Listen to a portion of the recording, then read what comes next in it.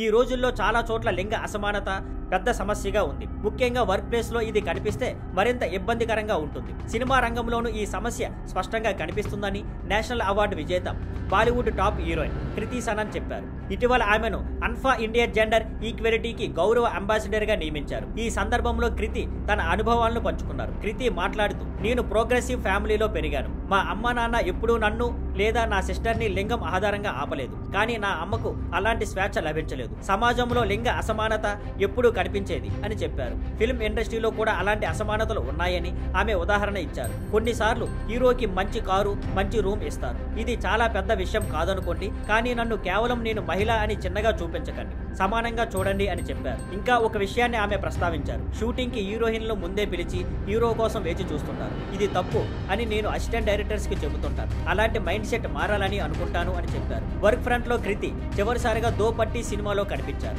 ఇకపై ఆమె తేరే ఇష్క్ మేన్ కాక్టైల్ 2 సినిమాలో నటించనున్నారు. Thank you for watching. Please like, share and subscribe.